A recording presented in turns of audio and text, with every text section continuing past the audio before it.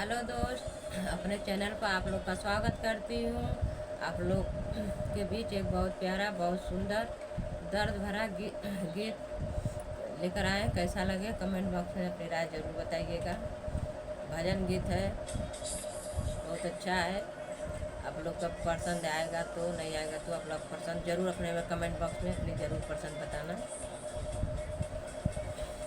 छोटी मोटी राधिका प्यारी, छोटी मोटी राधिका प्यारी, लंबी लंबी केसिया हो।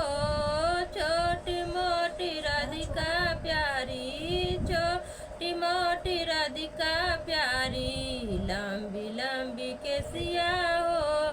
जेवना बनाई के राधिका, जेवना बनाई के राधिका, कैली तैयारवा हो। जेवना बनाई के राधिका, कैली तैयारवा हो। नाही जेव संगी साथी, नाही जेव संगी साथी, नाही जेव अपना हो। नाही जेव संगी साथी, नाही जेव अपना हो। फोर बाई शंकर चूड़िया, दोई बसिर से नूरवा, तेज बयालर जियरा, हरि तो हरे करनवा। तेज बयालर जियरा, हरि तो हरे करनवा। छोटी मोटी राधिका प्यारी, छोटी मोटी राधिका प्यारी, लंबी लंबी केसिया हो। छोटी मोटी राधिका प्यारी, लंबी लंबी केसिया हो। गेड़ूला भराई के राधिका, गेड़ूला भराई के राधिका, कैली तैयारवा हो। गेड़ूला भराई के राधिका, कैली तैयारवा हो। नाही गोट संगी साथी, नाही गोट संगी साथी, नाही घोट अपना हो।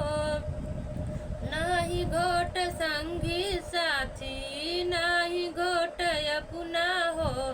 फोर बशंकर चूड़िया, दोई बसिर से नूरवा, तेज बयालर जियरा, हरि तो हरे करनवा। तेज बयालर जियरा, हरि तो हरे करनवा। छोटी मोटी राधिका प्यारी, छोटी मोटी राधिका प्यारी, लंबी लंबी केसिया हो। छोटी मोटी राधिका प्यारी, लंबी लंबी केसिया हो। बीड़वा जोड़ाई के राधिका, बीड़वा जोड़ाई के राधिका, कैली तैयारवा हो।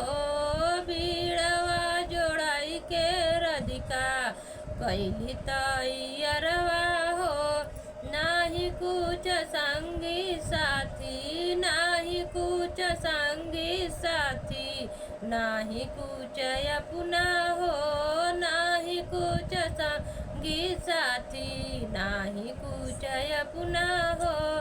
फोर बाई शंकर चूड़िया, फोर बाई शंकर चूड़िया, दोई बसिर से नूरवा, तेज बयालर जियरा, हरि तो हरे करनवा। तेज बयालर जियरा, हरि तो हरे करनवा।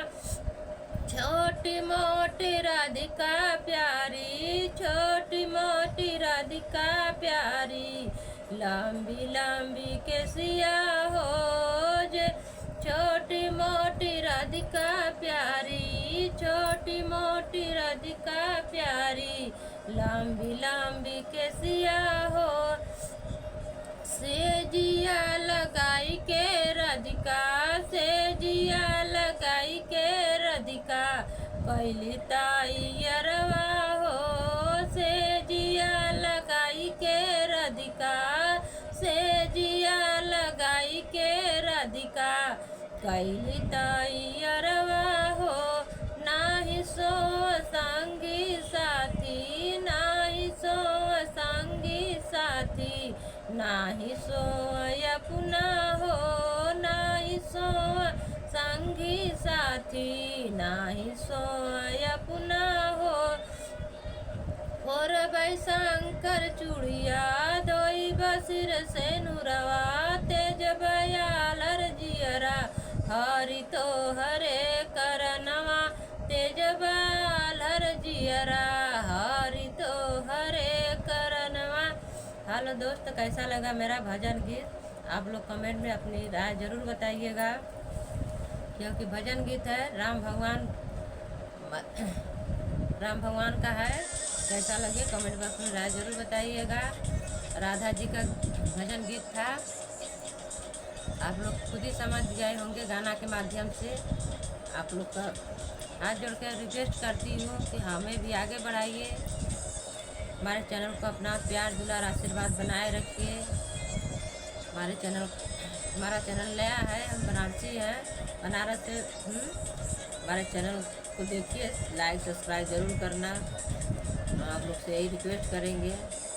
जितने हमारे यूट्यूब चैनल से दर्शक देख रहे हैं, सभी से हमारा हाथ जोड़कर निवेदन है कि हमारे चैनल को आप लोग ज़रूर देखिए, एक बार अपना प्यार दुलार बनाए रखिए और लाइक सब्सक्राइब ज़रूर करना।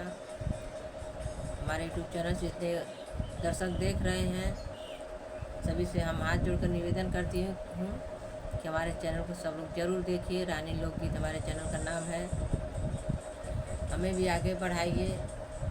आप लोग सपोर्ट करेंगे तभी हम आगे बढ़ेंगे। तब तक ले बाय बाय, फिर मिलेंगे किसी अच्छे सुंदर